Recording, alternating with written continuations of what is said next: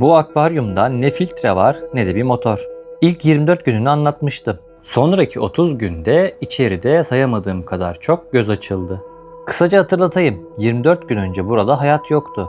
Bir dere yatağından topladığım taş ve çakıl, bir asma dalı, birkaç tane çınar yaprağı ve bir dal bitkiyi buraya bıraktım. Daha sonra su bulandı, garip sinekler türedi, her şeyin yanlış gittiğini düşündüm. Bulanıklık çekildiğinde suyun içi milyonlarca canlıyla doluydu. Ve tam her şey durulurken diğer karides akvaryumundaki lamba suyun içine kaçmıştı. Karidesleri buraya taşımak zorunda kaldım. Burası da tam olarak hazır değildi ama mecburdum.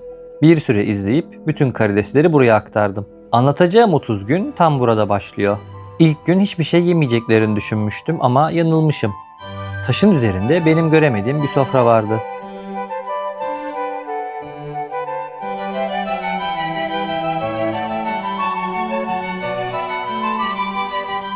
Ertesi gün yüzeye yakın duran iki karides hiç kımıldamıyordu. Kaybettiğimi düşündüm ve parmağımı uzattım. İkisi de bir anda kaçtı. Meğer kestiriyorlarmış. Sonraki gün camda davetsiz bir misafir buldum. Tohum karidesleri. Onlar buraya akarsu kavanozundan aldığım suyun içinde gelmiş olmalı. Aynı gün içinde dalın altındaki bilge sakalımızın neredeyse yok olduğunu gördüm. Ben hiçbir şey yapmamıştım. Buradaki sistem kendi kararlarını kendi veriyor. Karideslerin bu dalın üstünde rastgele dolaşmadığını gördüm. Hep aynı yere gidiyorlardı. Boğumlara. Oradan hala tatlı bir şeyler sızıyor olmalı. Sonra camda salyangoz yumurtaları gördüm. Burada yemek bol, yani nüfusları artacak.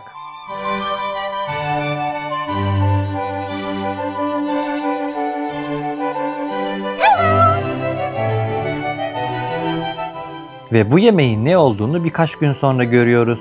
İki karides yaprağın üstünde geziniyor. Ama bu sadece bir gezinme değil. Yaprak delik deşik olmuş. Onlar bu yaprağı yiyorlar. Bazen onlara yapay yem de veriyorum. Bayılarak yiyorlar.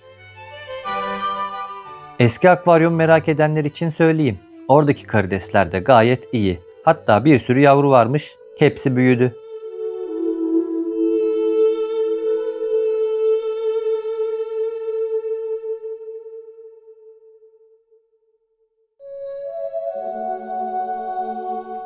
Ve sonra hikayeyi değiştiren bir şey oldu. Bir karides Eladia'nın arkasında saklanmaya çalışıyordu. Karnı yumurta doluydu. Bir karides kendini güvende hissetmediği bir yerde yumurta taşımaz. Bu akvaryum sınavı geçmişti. Ertesi gün camda bir kurtçuk gördüm. Sonra bir tane daha. Bunların sadece ilk günlerde ortalıkta olduğunu sanıyordum. Yanılmışım.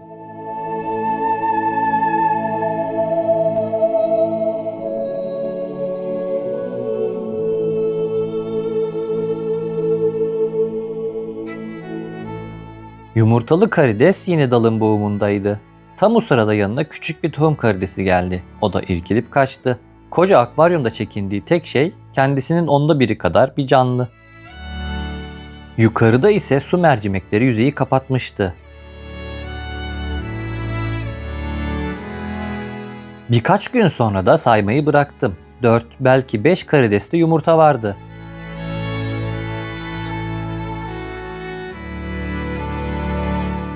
Sonra yaprağın üstünde bir kabuk buldum. Sahibi çoktan gitmişti. Bu kötü bir şey değil. Karidesler büyümek için kabuklarını bırakır. Yani sadece eski bir beden ölçüsü.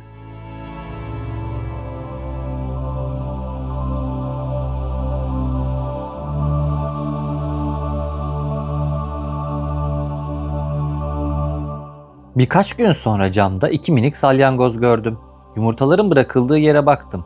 Şeffaf yapının içi boşalmış. Yarısından fazlası çoktan gitmiş.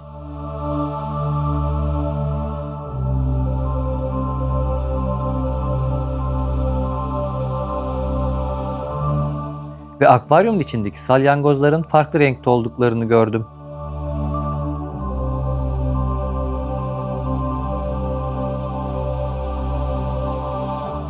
Zaman geçtikçe Elodea büyüdü, sıkılaştı ve karidesler içine saklanmaya başladı.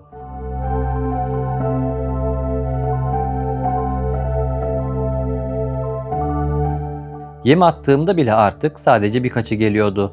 Çünkü bana ihtiyaçları kalmamıştı.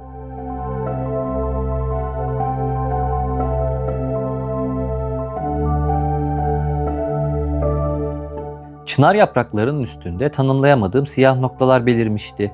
Hala ne olduklarından emin değilim. Bu akvaryum bana cevaplayamadığım sorular soruyor.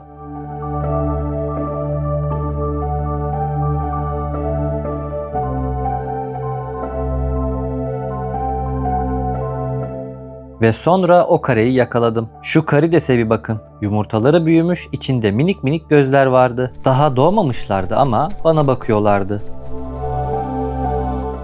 Nüfus artıyordu. Yaprak azalıyordu. İlk kez bu dengenin ne kadar ince olduğunu düşündüm.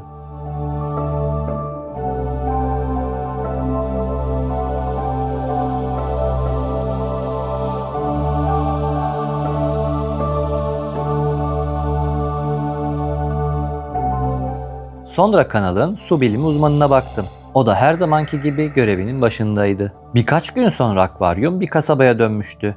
Yaprak uçlarında minik salyangozlar, dallarda taşlarda karidesler.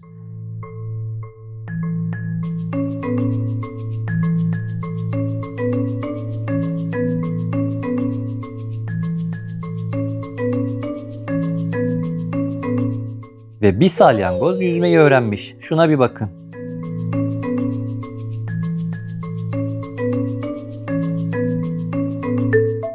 Su mercimeklerinin arasında bile karidesler vardı.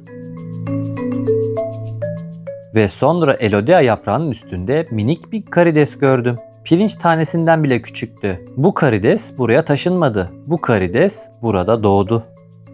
Farklı bir yere yeni yumurtalar da bırakılmış.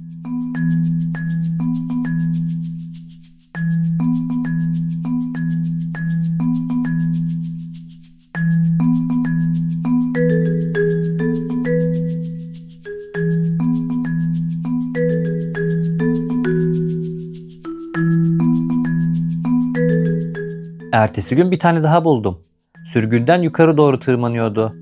Artık nereye baksam yeni bir hayat vardı.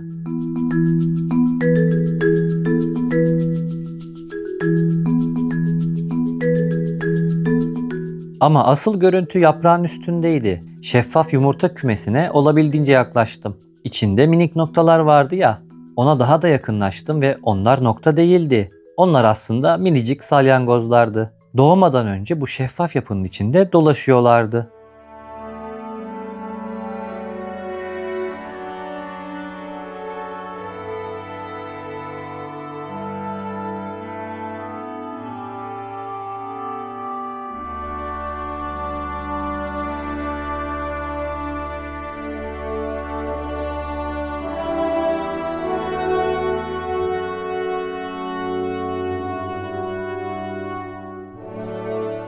İlk 24 günde bu akvaryum kendini kurdu. Sonraki 30 günde kendini çoğalttı. Bugün 54. gün. Şu an burada onlarca karides var. Yumurtalı anneler, yeni doğmuş yavrular, farklı renklerde salyangozlar ve gözle göremediğim birçok canlı. Peki burada olmayan ne var? Filtre yok, pompa yok, hava motoru yok. Çünkü filtre aslında suyu temizlemez. Filtre sadece görünmez temizlikçilere yaşanacak bir yer verir. Ve o temizlikçiler burada zaten var. Her çakıl tanesinin üstünde, taşın her gözeneğinde, dalın her milimetresinde.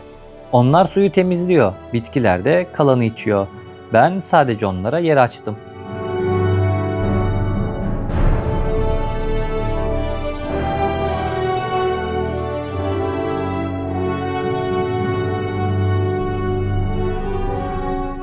Bu akvaryumda hiçbir şey çöp değil. Karideslerin bıraktığı kabuk yeniden yeniyor. Salyangozun bıraktığı atık bitkiyi besliyor. Kurtçuklar ve diğer minik canlılar bu yüzden burada. Onları kirlilik sanıyoruz. Oysa onlar temizlik ekibi. Bir akvaryumda onların olması kötü haber değil, iyi haberdir. Tek bir kural var. Az canlı, çok sabır. Karidesler buraya 24. günde geldi. Yani bu sistem ilk misafirini almadan 24 gün boyunca sadece kendini kurdu. Ve ben hiçbir şeyi hızlandırmaya çalışmadım. Ve nüfusu da kontrol etmiyorum. Yemek azalırsa üreme yavaşlar, nüfus azalır. Yemek artarsa nüfus artar. Bu akvaryum kendi kendini yönetiyor. Ben olmasam da bu devam edecek. Bir sonraki bölümde bu yavrular büyümüş olacak. Ve ben hiçbir şey yapmayacağım. Bu hikayeyi takip etmek için abone olmayı unutmayın. Kendinize iyi bakın.